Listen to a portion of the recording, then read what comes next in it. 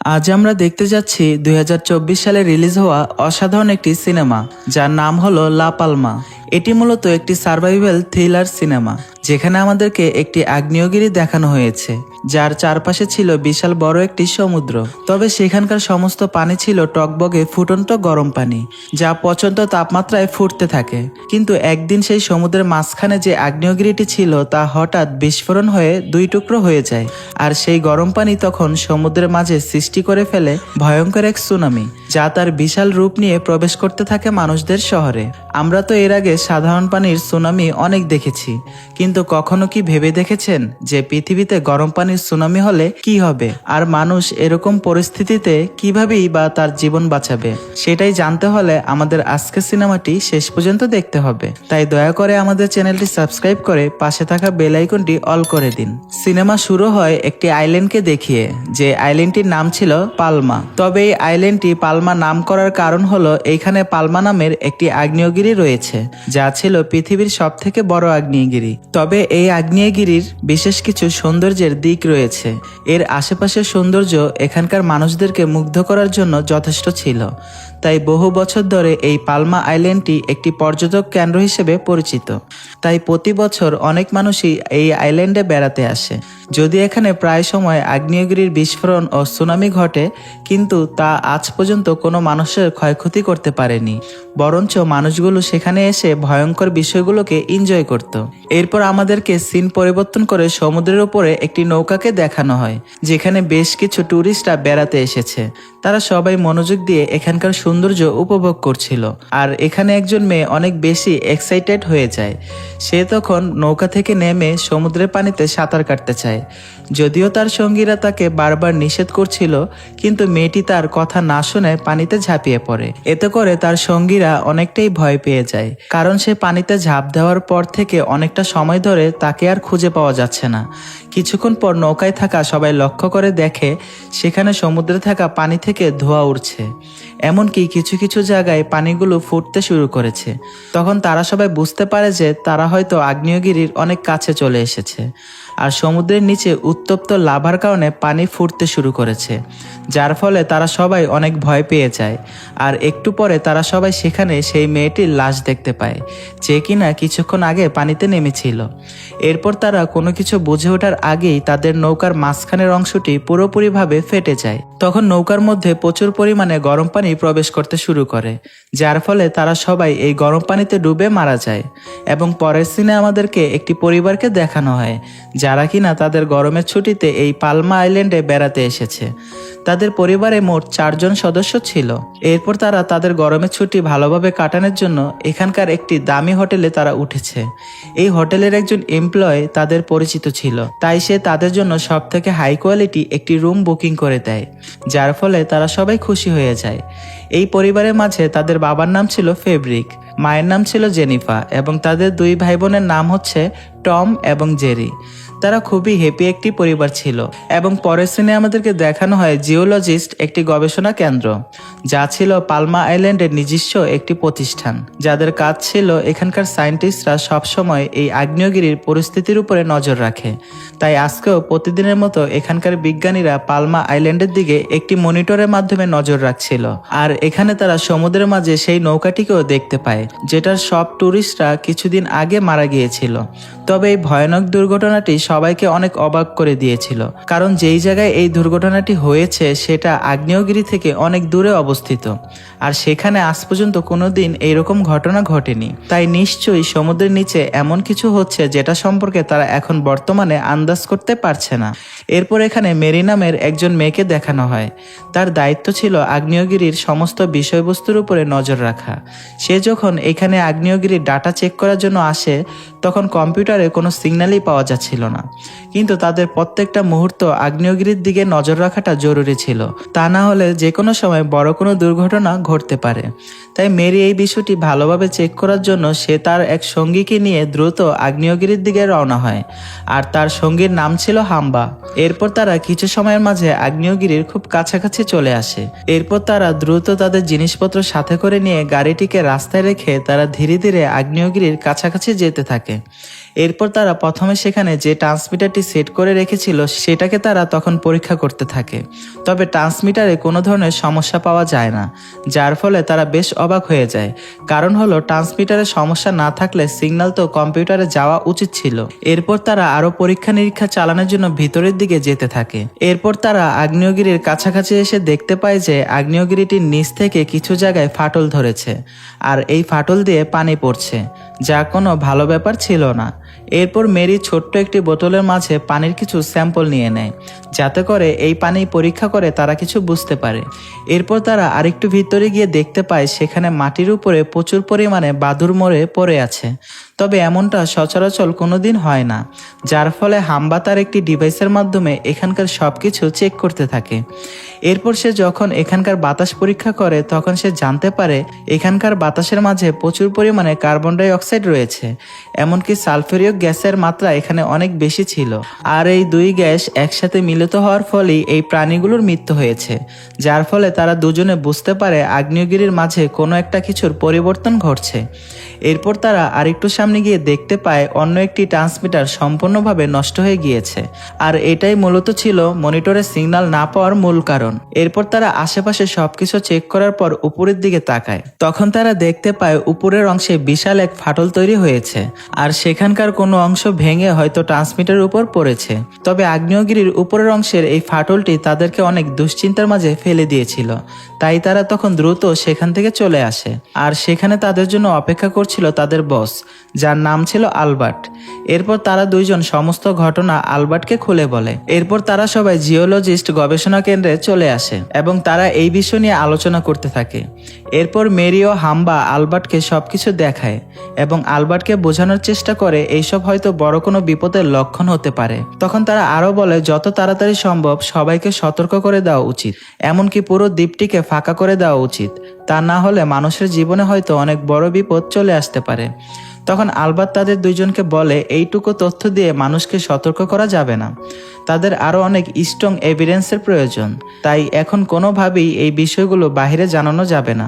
আসলে মূলত বর্তমান সময়টা ছিল ট্যুরিস্টদের সিজন টাইম, এখন লক্ষ লক্ষ ট্যুরিস্টরা এখানে বেড়াতে আসবে, সেজন্য কিছুদিনের জন্য যদি এই দ্বীপটিকে বন্ধ করে দেওয়া হয় তাহলে এটা তাদের অর্থনৈতিক ক্ষতির একটা কারণ হয়ে দাঁড়াবে। তাই আলবার্ট মেরি এবং হাম্বাকে বলে আরো কাজ করতে।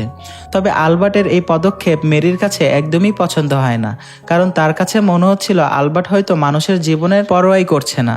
কিন্তু এমন সময় হাম্বা মেরিকে বলে তুমি আলবার্টকে ভুল বুঝো না, এখানে তার কোনো দোষ নেই।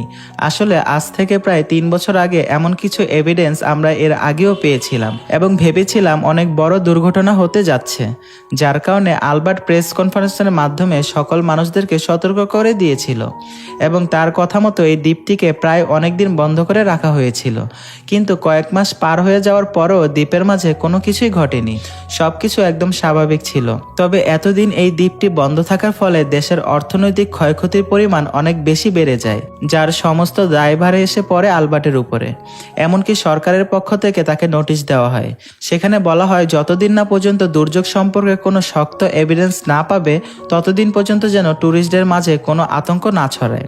আর সেই কারণে আলবার্ট এখন অনেক বেশি দ্বিধাদ্বন্দ্বে ভুগছে। এরপর মেরি মনিটরের মাধ্যমে মনিটরিং করছিল যদি এখানে আগ্নেয়গিরির কারণে সুনামি আসে তাহলে সেটার ক্ষতির পরিমাণ কতটা বড় হতে পারে। তখন মেরি জানতে পারে যে এখানে সুনামি আসলে তার প্রভাব অনেক খারাপভাবেই পড়বে, এমনকি সম্পূর্ণ দ্বীপটি ধ্বংস হয়ে যেতে পারে। তাই মেরি এই সমস্ত বিষয় নিয়ে অনেক বেশি দুশ্চিন্তায় ছিল।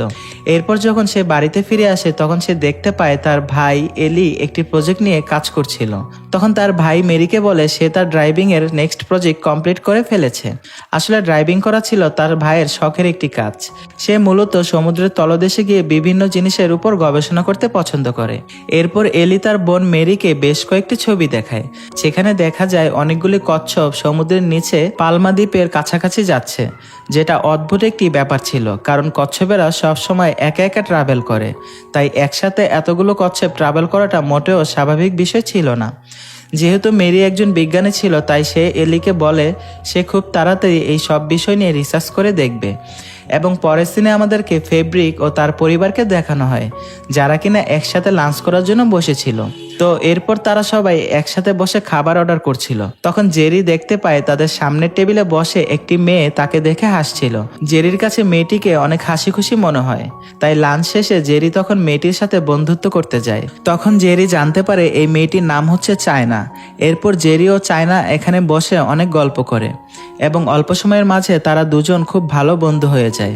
এরপর চায়না জেরিকে বলে সে এবং তার বন্ধুরা মিলে অনেক বড় একটি পার্টির আয়োজন করেছে, তাই চায়না জেরিকে এই পার্টিতে জয়েন করতে বলে। তখন জেরি চায়নাকে তাকে ইনভাইট করার জন্য ধন্যবাদ জানায়। তবে জেরি বলে সে চাইলেও পার্টিতে যেতে পারবে না, কারণ তাকে তার ছোট ভাই টমের খেয়াল রাখতে হবে, যদিও তার পার্টিতে যাওয়ার অনেক ইচ্ছা ছিল। অন্যদিকে জেরির বাবা তাদের সমস্ত কথা শুনে ফেলেছিল, যার ফলে তার বাবা তাকে বলে এই হোটেলে অনেক ভলেন্টিয়ার রয়েছে, তুমি চাইলে টমের জন্য একজন ভালো ভলেন্টিয়ার নিয়ে আসতে পারো এবং তুমি চাইলে তোমার বন্ধুর সাথে পার্টিতে যেতে পারো। যা শুনে জেরি অনেক খুশি হয়ে যায় এবং সে সাথে সাথে পার্টিতে জয়েন করার জন্য চলে যায়। এবং কিছুক্ষণ পর ফেব্রিক তার ওয়াইফ জেনিফাকে খুঁজছিল, কিন্তু তখন সে দেখতে পায় জেনিফা এখানকার একজন এমপ্লয়ের সাথে কথা বলছে, যে কিনা তাদের পরিচিত ছিল। কিন্তু ফেব্রিকের কাছে এই বিষয়টা মোটেও ভালো লাগে না, কারণ তারা দুজন একে অপরের সাথে অনেক হেসে হেসে কথা বলছিল। এরপর যখন ফেব্রিক তার ছেলের দিকে তাকায় তখন সে দেখতে পায় তার ছেলে এখানে নেই, যার ফলে সে অনেক ভয় পেয়ে যায় এবং সে আশেপাশে থাকা সমস্ত জায়গায় তাকে খুঁজতে শুরু করে, কিন্তু কোথাও সে টমকে খুঁজে পাচ্ছিল না। তাই সাথে সাথে সে তার মেয়ে জেরির কাছে চলে আসে এবং জেরি ও তার বাবা তারা দুজনে মিলে একসাথে টমকে খুঁজতে শুরু করে। এরপর অনেক সময় তারা খোঁজাখুঁজির পর তারা টমকে দূরের একটি পাহাড়ের উপর দেখতে পায়, যে কিনা সমুদ্রের দিকে তাকিয়ে কিছু একটা দেখছিল। এরপর সবাই তখন দৌড়ে টমের কাছে আসে। এরপর তারা পাহাড়ের উপর থেকে সমুদ্রে দেখতে পায় সেখানে অনেকগুলো কচ্ছপ একসাথে রয়েছে, যারা কিনা দল বেঁধে তাদের স্থান পরিবর্তন করছে। আর টম মূলত এখানে অনেক সময় দাঁড়িয়ে এটাই দেখছিল। এবং পরের সিনে আমাদেরকে জেনিফা ও ফেব্রিককে দেখানো হয় এবং তখন সেখানে হোটেলের এক এমপ্লয়ি চলে আসে। আর তখন সে জেনিফাকে একটি কার রাইডিং এর অফার করে, যার ফলে ফেব্রিক সেখানে প্রচন্ড রেগে যায়। এরপর সে সেই এমপ্লয়ের সাথে বাজে ব্যবহার করে তাকে চলে যেতে বলে, যার ফলে জেনিফা ও ফেব্রিকের মাঝে ঝগড়া শুরু হয়ে যায়। কারণ জেনিফা বলছিল একজন এমপ্লয়ের সাথে এরকম আচরণ করার কি আছে, সে তো তার সাথে কোনো খারাপ আচরণ করেনি। এদিকে আবার তাদের দুজনের ঝগড়া পাশের রুম থেকে টম ও জেরি শুনছিল, যার ফলে তাদের দুই ভাই বোনের মন খারাপ হয়ে যায় আর তাদের গরমের ছুটির পুরো আনন্দটাই মাটি হয়ে যায়। এবং পরের দিনে আমাদেরকে আলবার্টকে দেখানো হয়। আলবার্ট তখন একজন ডাক্তারের সাথে কথা বলার জন্য এসেছে, যেখানে সেই নৌকায় অ্যাক্সিডেন্টে মারা যাওয়া লাশগুলোর তদন্ত চলছিল। তখন ডক্টর আলবার্টকে কিছু ছবি দেখায়। আলবার্টও তখন ডাক্তারের কাছে তাদের মৃত্যুর কারণ জানতে চাইছিল। তখন ডাক্তার আলবার্টকে জানায় তাদের শরীর প্রচন্ড গরম গ্যাসের জন্য পুড়ে গিয়েছে।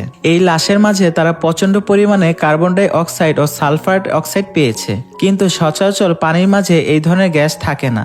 তবে এই পানিতে এই সমস্ত গ্যাস থাকার একটি কারণ থাকতে পারে, আর সেটা হলো আগ্নেয়গিরির লাভা।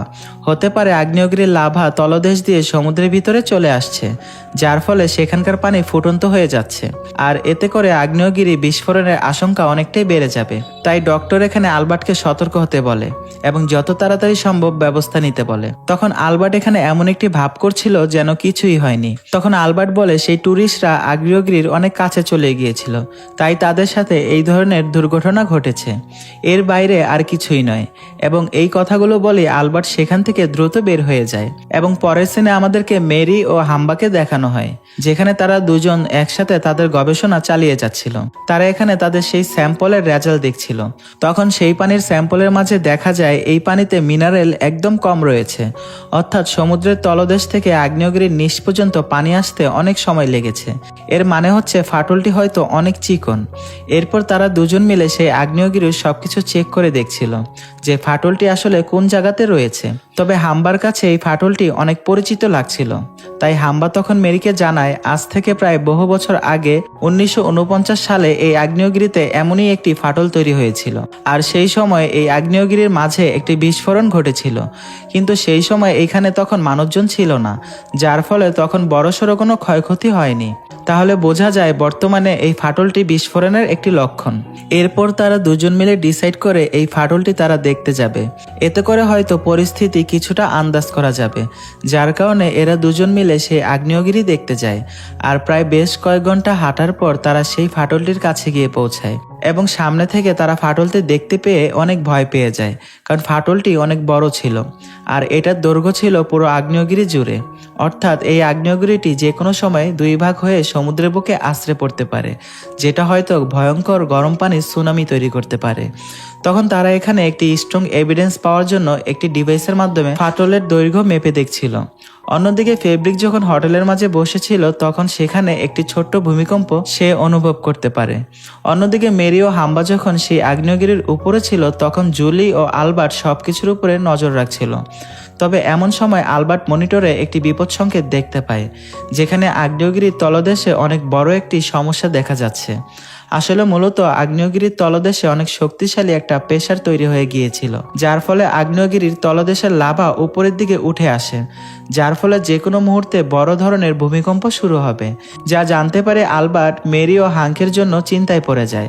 তার কারণে সে তাড়াতাড়ি মেরি ও হাম্বার সাথে যোগাযোগ করে তাদেরকে জানায় তারা যেন খুব তাড়াতাড়ি সেখান থেকে ফিরে আসে।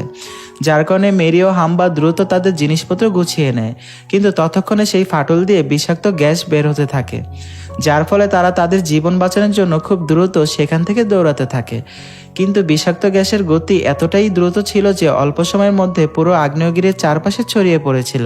তবে মেরি এখান থেকে পালিয়ে যাওয়ার সময় সে লক্ষ্য করে দেখতে পায় কিছু ট্যুরিস্ট এখানে ক্যাম্প করে সময় কাটাচ্ছে।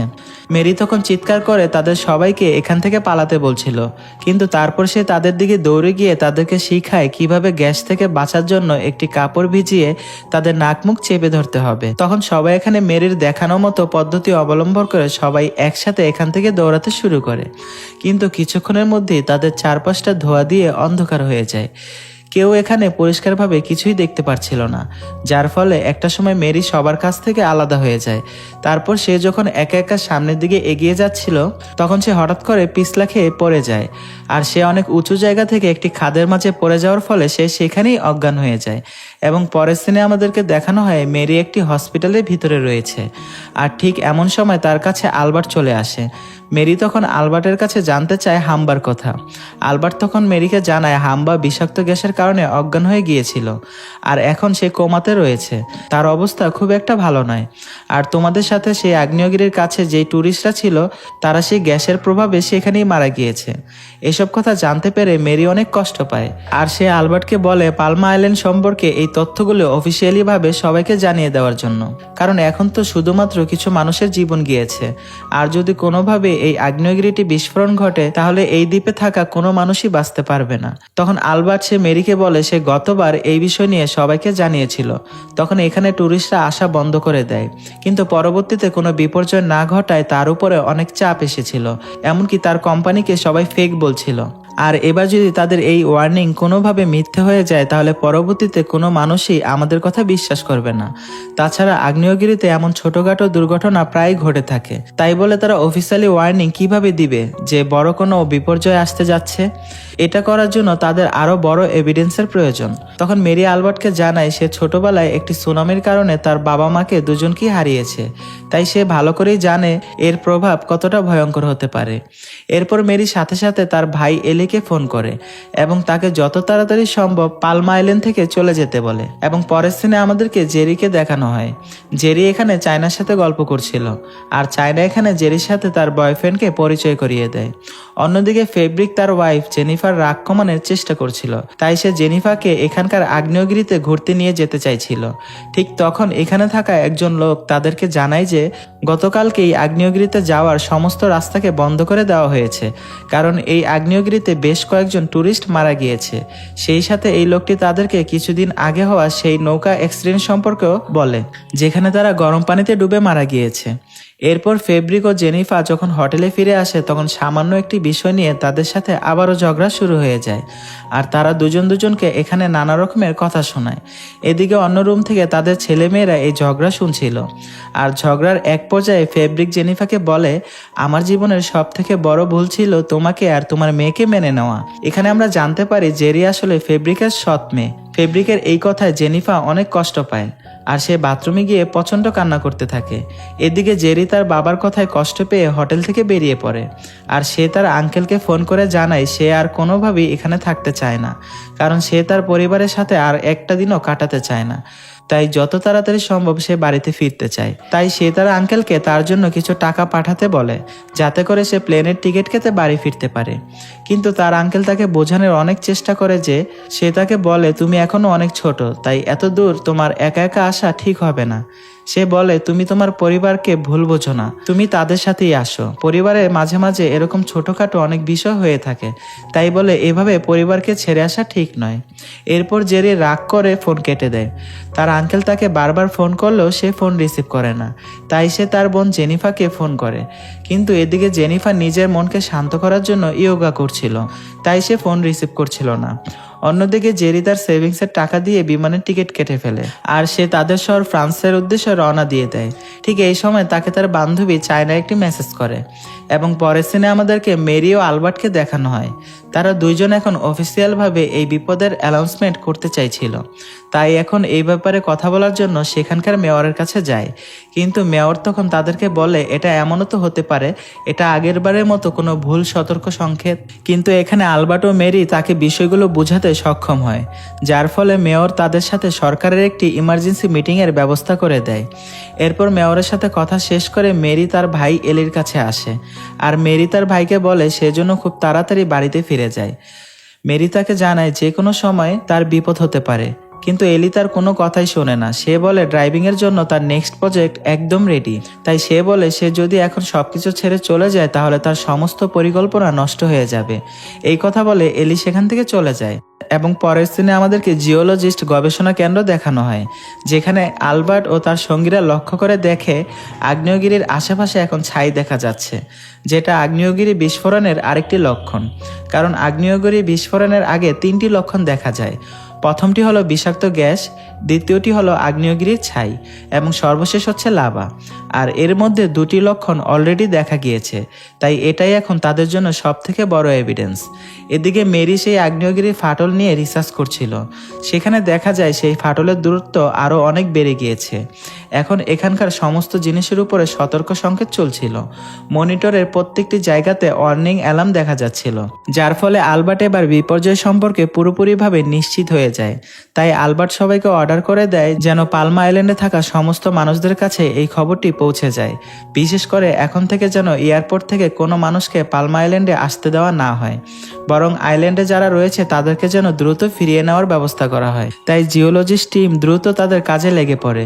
কিন্তু ততক্ষণে বাইরে একটি বিস্ফোরণের আওয়াজ শুনতে পাওয়া যায়, আর সবাই বাইরে তাকিয়ে দেখতে পায় আগ্নেয়গিরির ভিতরে এবার ছাইয়ের বিস্ফোরণ হয়েছে। যদিও এটা মানুষের জন্য তেমন বিপজ্জনক ছিল না, কিন্তু এই বিস্ফোরণটি পালমা আইল্যান্ডে থাকা প্রায় সব মানুষই দেখতে পেয়েছিল।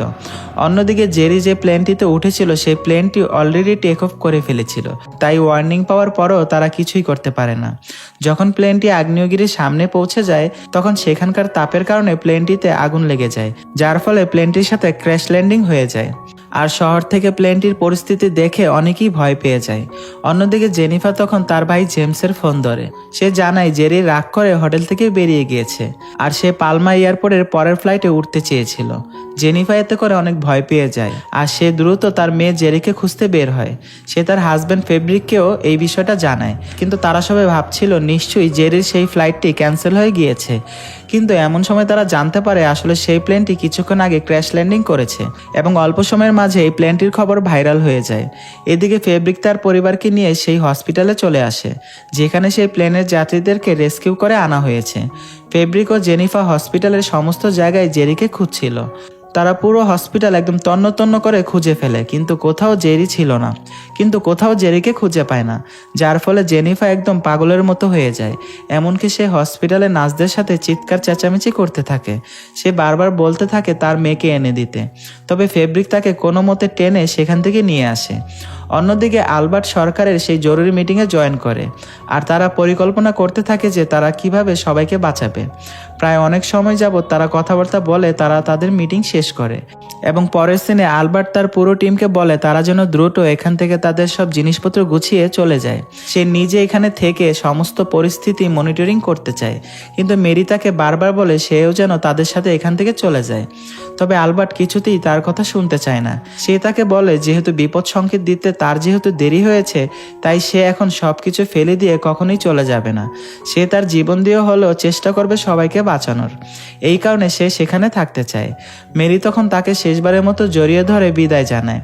এরপর সে দ্রুত বাড়িতে এসে তার ভাই এলিকে খুঁজছিল। আর এলি বাড়িতে না থাকার ফলে সে তাকে বারবার ফোন করছিল, কিন্তু এলি একবারের জন্য তার ফোন রিসিভ করছিল না। অন্যদিকে জেনিফা ও ফেব্রিকের কাছে একজন পুলিশ অফিসার আসে, আর সে তাদেরকে সেই ফ্লাইটের একটি লিস্ট দেখায় যেখানে প্যাসেঞ্জারের মধ্যে জেরি মিসিং ছিল। অর্থাৎ তারা জেরি অথবা জেরির বডিকেও কোথাও খুঁজে পায়নি, কারণ জেরি বসেছিল প্লেনের সামনের সিটে। আর যেই সমস্ত প্যাসেঞ্জাররা সামনের দিকে বসেছিল তারা কেউই বেঁচে নেই, কারণ বিমানের সেই অংশটি বিস্ফোরণ হয়ে ধূলিসাৎ হয়ে গিয়েছে। তখন জেনিফা ও ফেব্রিক বুঝতে পারে যে তাদের মেয়ে আর পৃথিবীতে বেঁচে নেই, কিন্তু তারা দুজনেই অনেক বেশি ভেঙে পড়েছিল। তারা কোনোভাবেই জেরির মৃত্যুকে মানতে পারছিল না, কিন্তু তারা তাদের ছেলে টমের কথা চিন্তা করে নিজেদেরকে কোনোভাবে সামলে নেয় এবং তারা দুজনেই কোনো মতে তাদের হোটেলে ফিরে আসে। কিন্তু হোটেলের রুমে প্রবেশ করে তারা দুজন দেখতে পায় টমের সাথে জেরি বসে রয়েছে, যা দেখে তারা নিজেদের মাঝে প্রাণ ফিরে পায়। এরপর তারা দুজন জেরিকে জড়িয়ে ধরে কাঁদতে থাকে। আর ফেব্রিকের কান্না দেখে জেরি বুঝতে পারে যে ফেব্রিক তাকে যা কিছু বলেছে সবকিছু রাগের মাথায় বলেছিল। আসলে ফেব্রিকও তাকে অনেক ভালোবাসে। অন্যদিকে মেরির ফোনে তার ভাইয়ের নাম্বার থেকে হঠাৎ করে একটি কল আসে, কিন্তু নেটওয়ার্কের সমস্যা থাকায় সে ভালোভাবে কোনো কথাই বুঝতে পারছিল না। তাই সে দৌড়ে তার ভাইয়ের কাছে চলে যায়। আর সেখানে এসে সে দেখতে পায় বেশ কয়েকজন পুলিশ অফিসার তার ভাইকে ধরে নিয়ে যাচ্ছে। মেরি তখন সেখানে বাধা দেওয়ার চেষ্টা করে। সে কিছুতেই তার ভাইকে সেখান থেকে নিয়ে যেতে দিতে চাইছিল না, কিন্তু কিছুক্ষণ পর মেরি বুঝতে পারে আসলে সেটা তার ভাই ছিল না। কিন্তু সে পুলিশের সাথে ধস্তাধস্তি করতে গিয়ে একজন পুলিশকে ভুলবশত আঘাত করে ফেলে, যার ফলে পুলিশ তখন তাকেও গাড়িতে তুলে নেয়। আর এমন সময় তার ভাই এলি এই সব ঘটনা দেখতে পায়। এলি তখন তার বোনকে বাঁচানোর চেষ্টা করলে একজন লোক তাকে বাধা দেয়। তবে কিছুক্ষণ পর এলি সোজা পুলিশ স্টেশনে চলে আসে এবং সে তার বোনকে বলে যে করেই হোক সে তার বোনকে এখান থেকে বাঁচাবে। এমনকি তার দুপুরের ব্যবহারের জন্য সে তার বোনের কাছে ক্ষমা চায়, কারণ সে জানতে পেরেছে যে মেরি যা বলেছে সবই সত্যি বলেছে। অন্যদিকে দ্বীপের মাঝে সবকিছু স্বাভাবিক হয়ে যায়। আগ্নেয়গিরি থেকে যে ছাই বের হচ্ছিল সেটাও বন্ধ হয়ে যায়। তাই সবাই স্বাভাবিকভাবে এই দ্বীপটিতে আবার সময় কাটাচ্ছিল। এবং পরের দিন জেমস জেনিফাকে ফোন করে। জেমস মূলত একটি আবহাওয়া অধিদপ্তরে কাজ করে এবং সে এই দ্বীপের ব্যাপারে সবকিছু আগে থেকেই জেনে গিয়েছিল। তখন জেমস জেনিফাকে বলে সে যেন তার পুরো পরিবারকে নিয়ে সেখান থেকে দ্রুত চলে আসে, কারণ সে গোপন সূত্রে খবর পেয়েছে যে আগ্নেয়গিরি ফাটলের মাত্রা আগের থেকে অনেক বেশি বেড়ে গিয়েছে। যে কোনো সময় এটা সমুদ্রের বুকে আশ্রে পড়ে বিশাল সুনামি হতে পারে, তখন কেউ বাঁচতে পারবে না। তবে এই দেশের সরকার এখন পুরো বিষয়টিকে সবার কাছ থেকে লুকিয়ে রাখার চেষ্টা করছে, কারণ যদি এই খবরটি সমস্ত জায়গায় লিক হয়ে যায় তাহলে পুরো ওয়ার্ল্ড থেকে তাদের এই পালমা দ্বীপটিকে সারা জীবনের মতো বন্ধ করে দিতে পারে। এতে করে তাদের দেশের অর্থনীতিতে অনেক বড় একটা প্রভাব ফেলবে। তাছাড়া সে জেনিফাকে আরও জানায় যে পালমা আইল্যান্ডে যত প্রকার বড় বড় জাহাজ ছিল এবং ছোটখাটো নৌকা ছিল সব গোপনে তারা সেখান থেকে সরিয়ে ফেলেছে। তাই তারা বেশি দেরি করে ফেললে সেখানে আর কোনো নৌকা পাবে না। এসব কথা জেনিফা জানার পর তারা সবাই মিলে হোটেলে এসে তাদের সমস্ত জিনিসপত্র গুছিয়ে নেয়। আর তারা হোটেলের মাঝে আর এক মুহূর্ত দেরি করতে চাইছিল না। অন্যদিকে জেরি চলে যায় চায়নাকে এই ব্যাপারে জানাতে, কিন্তু হোটেলের কোনো রুমের মাঝে চায়না ছিল না। এতে করে জেরি অনেক দুশ্চিন্তায় পড়ে যায়। কিন্তু তাদের হাতে খুব বেশি সময় না থাকায় তারা সবাই হোটেল থেকে বেরিয়ে পড়ে। তবে তারা রাস্তায় এসে দেখতে পায় রাস্তা পুরোপুরি ফাঁকা। রাস্তায় তেমন একটা ট্যাক্সি পাওয়া যাচ্ছিল না। তাই তাদের কোনো উপায় না থাকায় ফেব্রিক সেখান থেকে একটি গাড়ি চুরি করে সেখান থেকে রওনা হয়। ফেব্রিক চেষ্টা করছিল অনেক দ্রুত গাড়ি চালিয়ে সেখান থেকে বের হওয়ার জন্য, কিন্তু প্রায় অনেকটা রাস্তা আসার পর গাড়ির মালিক দৌড়ে দৌড়ে ফেব্রিককে ধরে ফেলে আর তারা ফেব্রিককে মারতে থাকে। তখন ফেব্রিক তার পরিবারকে বলে তারা যেন আগে গিয়ে জাহাজের উপরে ওঠে, কারণ কিছুক্ষণ পরে আর জাহাজের মাঝে জায়গা থাকবে না। তাই জেনিফা দ্রুত তার ছেলে মেয়েদেরকে নিয়ে জাহাজে উঠে পড়ে। অন্যদিকে ফেব্রিক গাড়ির মালিকের কাছে বারবার ক্ষমা চায়, এমনকি সে তাদেরকে তার কাছে থাকা সমস্ত টাকা তাদেরকে দিয়ে দেয়, যার ফলে তারা তাকে ছেড়ে দিয়েছিল। কিন্তু এরপর যখন ফেব্রিক দৌড়ে জাহাজের কাছে আসে তখন সে দেখতে পায় জাহাজ অলরেডি ছেড়ে দিয়েছে।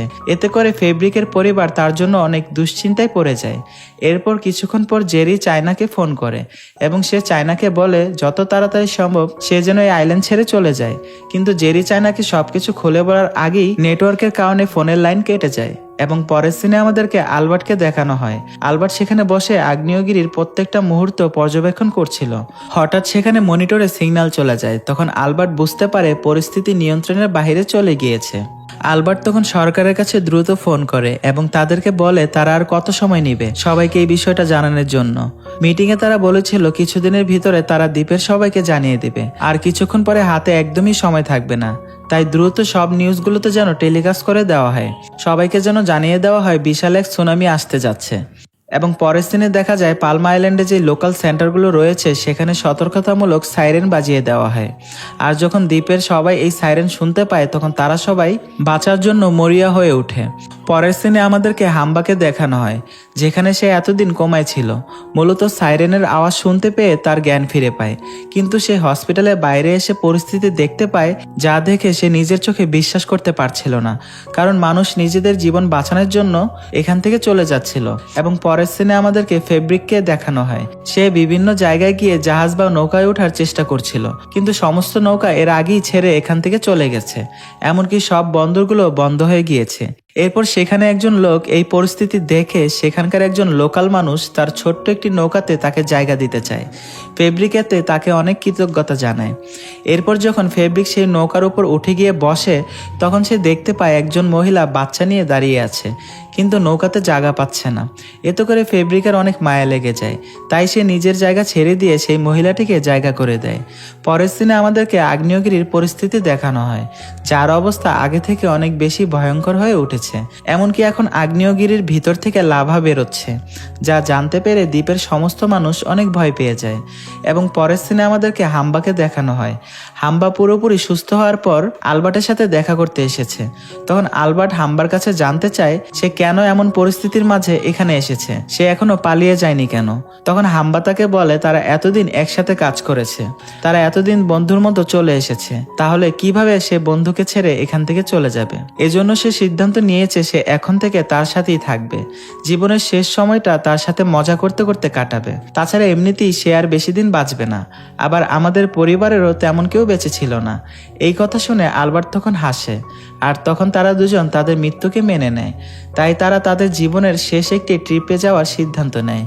অন্যদিকে নিউজ চ্যানেলে দ্বীপের ব্যাপারে এমনভাবে বলা হচ্ছিল যেখানে সবকিছু দেখালো হলেও সুনামির কথা বলতে চাইছিল না, কারণ তারা চাইছিল যেন এই ব্যাপারটি সারা পৃথিবীতে কোনোভাবেই প্রকাশ না পায়, আর তাদের দ্বীপটি যেন চিরদিনের জন্য বন্ধ না হয়ে যায়। তাই এত বড় একটি ঘটনা তারা সবার কাছ থেকে লুকিয়ে যাচ্ছিল। তবে জেমসের কাছে এই বিষয়টি একদমই ভালো লাগছিল না। সে চাইছিল সবাইকে নিয়ে এই পরিস্থিতি মোকাবেলা করার জন্য। তাই যখন সে তার বসকে এই পুরো বিষয়টিকে জানায় তখন তার বস খুব রেগে যায় এবং সে তাকে তার দেশের কথা চিন্তা করতে বলে। ঠিক সেই সময় সেখানে একজন রিসার্চার চলে আসে এবং সে তার বসকে বলে পালমা আইল্যান্ডে আমাদের রেস্কিউ টিম পাঠানো উচিত। হয়তো অনেক মানুষ এখনো পালমা আইল্যান্ডে আটকা পড়ে আছে, কিন্তু তাদের বস কোনো কথাই শুনছিল না। তাদের বস তাদেরকে বলে অলরেডি নাকি তারা পালমা আইল্যান্ড থেকে সব মানুষদেরকে বের করে নিয়ে এসেছে। এখন কেউ যদি সেখান থেকে বের হতে না পারে তাহলে তাদের কোনো দোষ নেই। তাছাড়া সেখানে রেস্কিউ টিম পাঠালে সবাই এই ব্যাপারটি জানতে পারবে। এবং পরের দিনে আমাদেরকে পালমা আইল্যান্ডকে দেখানো হয়, যেখানে ছোট্ট একটি নৌকার জন্য সবাই অনেক ছোটাছুটি করছিল, কারণ এখন তো আর দ্বীপের কোথাও কোনো নৌকা ছিল না, যার ফলে ফেব্রিক একদম হাল ছেড়ে দিয়েছিল। সে শুধুমাত্র তার মৃত্যুর জন্য অপেক্ষা করছিল, কিন্তু মৃত্যুর আগে সে একটিবার জেনিফার কাছে ক্ষমা চাইতে চেয়েছিল। তাই সে বারবার জেনিফাকে কল করার চেষ্টা করছিল, কিন্তু কোনোভাবেই সিগন্যাল পাওয়া যাচ্ছিল না। পরের সিনে আমাদেরকে দেখানো হয় পুলিশ স্টেশনে এলি তার বোনকে ছাড়ানোর জন্য এসেছে, যে কিনা পুলিশের কাছে অনুরোধ করছিল তার বোনকে ছেড়ে দেওয়ার জন্য, কিন্তু পুলিশ নিজেদের জীবন বাঁচানোর জন্য ব্যস্ত হয়ে পড়েছিল, যার ফলে সব পুলিশ এখান থেকে চলে যাচ্ছিল। কিন্তু সৌভাগ্যবশত পুলিশ চাবি সেখানেই রেখে যায়। তাই এলি সাথে সাথে সেই চাবি দিয়ে তার বোনকে ছাড়িয়ে নেয় এবং সেখানে থাকা সমস্ত কয়েদিদেরকে মুক্ত করে দেয়। আর তারা সবাই মিলে পালিয়ে নৌকা খোঁজার উদ্দেশ্যে রওনা হয়। তখন তারা সবাই রাস্তা থেকে আগ্নেয়গিরির আরেকটি বিস্ফোরণ লক্ষ্য করে, অর্থাৎ এই আগ্নেয়গিরিটি এখন যে কোনো সময় সময় 2 ভাগ হয়ে যাবে। তারপর যখন মেরি ও এলি নৌকা খোঁজার জন্য দৌড়াদৌড়ি শুরু করে, তখন রাস্তার পাশে বসে থাকা ফেব্রিক তাদেরকে জানায় সেদিকে গিয়ে কোনো লাভ নেই, কারণ সেখানে কোনো নৌকা নেই, সব নৌকা মানুষ নিয়ে চলে গিয়েছে। তখন এলি তাদেরকে জানায় তার নিজের ড্রাইভিং এর জন্য তার কাছে একটি পার্সোনাল নৌকা রয়েছে। তখন ফেব্রিক সেই কথা শুনে খুব খুশি হয়ে যায় এবং সে তাদের কাছে সাহায্য চায়।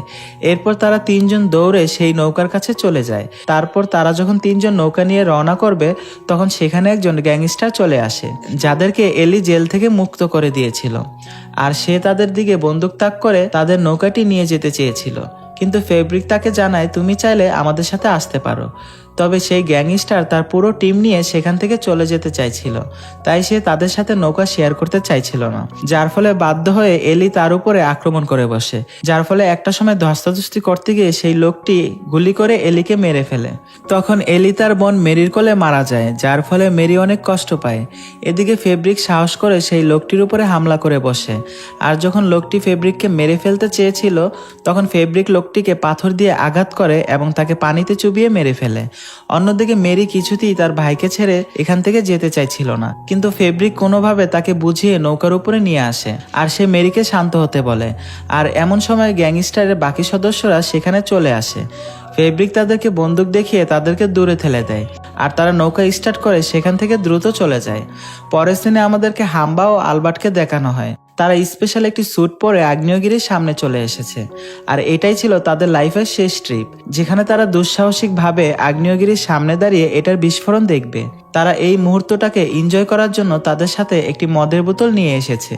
এরপর তারা এখানে গল্প করতে করতে মদ পান করছিল, এবং পরের সিনে আমাদেরকে জেনিফা ও তার সন্তানদেরকে দেখানো হয়, যারা কিনা বিমানে ওঠার জন্য পাসপোর্ট দেখিয়ে ব্যাচ নিচ্ছিল। আর এখানে তাদের 4টি পাসপোর্ট থাকার ফলে তাদেরকে 4টি ব্যাচ দেওয়া হয়। তবে প্লেনে ওঠার আগে এমন সময় জেরি চায়নাকে দেখতে পায়, তাই সে দ্রুত চায়নার কাছে চলে আসে, কিন্তু চায়নার কাছে কোনো ব্যাচ ছিল না। তাই জেরি তার বাবার পাসপোর্ট দেখিয়ে চায়নার জন্য একটি ব্যাচ নিয়ে নেয়। পরের সিনে দেখানো হয় মেরি ও ফেব্রিক একটি দ্বীপের মাঝে চলে এসেছে। তারা বুঝতে পারছিল না তাদের এখন কোথায় যাওয়া উচিত। অন্যদিকে আগ্নেয়গিরিটি এমন সময় প্রচণ্ড জোরে বিস্ফোরণ হয়ে যায়। তখন আগ্নেয়গিরির তলদেশে যত লাভা ছিল সবকিছু বাহিরে বেরিয়ে চলে আসে, আর আগ্নেয়গিরিটি 2 ভাগ হয়ে সমুদ্রের মাঝে তলিয়ে যেতে থাকে, যার ফলে সমুদ্রের পানিতে বিশাল বড় এক সুনামির সৃষ্টি হয়। এদিকে আগ্নেয়গিরি বিস্ফোরণ হওয়ার ফলে হাম্বা ও আলবার্ট সেখানেই মারা যায়।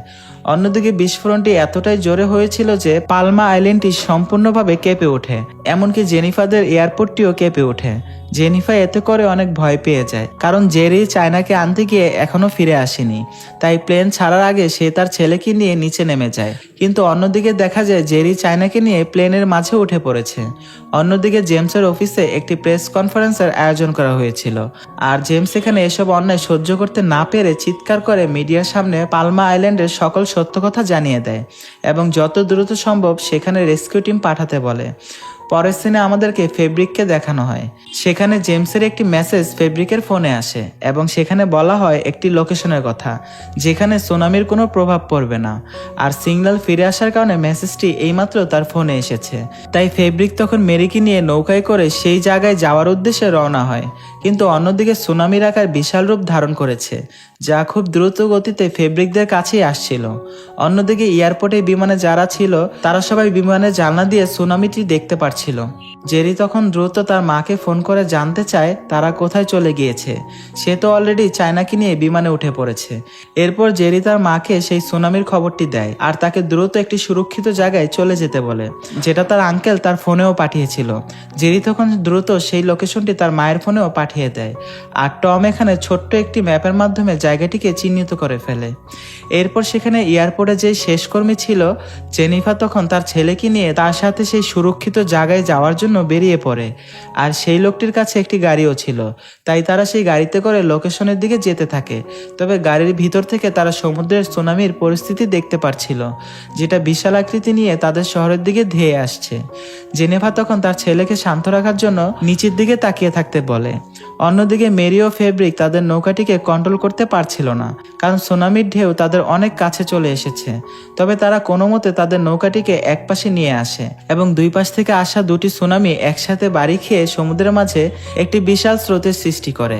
আর ফেব্রিক ও মেরি সুনামির হাত থেকে বেঁচে গেলেও তাদের স্রোতের কারণে তাদের নৌকা ভাসতে ভাসতে অন্য জায়গায় চলে আসে এবং পরের সিনে আমাদেরকে দেখানো হয় সমুদ্রের পানি সুনামির আকার নিয়ে দ্বীপের মাঝে প্রবেশ করেছে। এমনকি এটার বিশাল আকৃতির স্রোত সেখানকার এয়ারপোর্টকে ধ্বংস করে দেয়। তাছাড়া সেই সুনামির উচ্চতা এত বেশি ছিল যে জেরিদের বিমানটিকে মুহূর্তের মাঝেই সমুদ্রের মাঝে তলিয়ে যায়। অন্যদিকে জেনিফা ও তার সঙ্গীদের কাছে আর কোনো অপশন ছিল না, তাই তারা গাড়ি থেকে বের হয়ে দৌড়াতে শুরু করে। পরের সিনে আমাদেরকে মেরি ও ফেব্রিককে দেখানো হয়, যারা কিনা কোনো মতে সেই সুরক্ষিত জায়গাতে পৌঁছাতে পেরেছে যেখানে তাদের মতো আরো অনেক মানুষ চলে এসেছে। তবে ফেব্রিক এখানে এসে তার পরিবারের কাউকে দেখতে পারছিল না। তখন সে সেখানে একজন ব্যক্তির কাছে জেরির ফ্লাইট সম্পর্কে জানতে চায় যে সেটা ঠিকমতো পৌঁছাতে পেরেছে কিনা, কিন্তু সেখানে সে জানতে পারে কিছুক্ষণ আগে সেই ফ্লাইটটি সুনামির ফলে সমুদ্রের নিচে তলিয়ে গিয়েছে। এতে করে ফেব্রিক বুঝতে পারে তার ফ্যামিলি হয়তো আর বেঁচে নেই, আর তার নিজেরও এখন বাঁচতে ইচ্ছে করছিল না। ফেব্রিকের এখানে একটাই আফসোস হচ্ছিল যে সে জেনিফাকে অনেক কষ্ট দিয়ে ফেলেছিল, আর সে একটিবারও তার কাছে ক্ষমা চাইতে পারেনি। কিন্তু যখনই সে একদমই ভেঙে পড়েছিল তখনই দূর থেকে তার ছেলে টম তাকে বাবা বাবা বলে ডাকে। তখন ফেব্রিক সামনের দিকে তাকিয়ে দেখতে পায় তার ছেলে এবং তার ওয়াইফ তার দিকে দৌড়ে আসছে। সে তখন দৌড়ে গিয়ে তাদেরকে জড়িয়ে ধরে কাঁদতে থাকে, আর সে তাদের কাছে জানতে চায় তার মেয়ে জেরি কোথায়।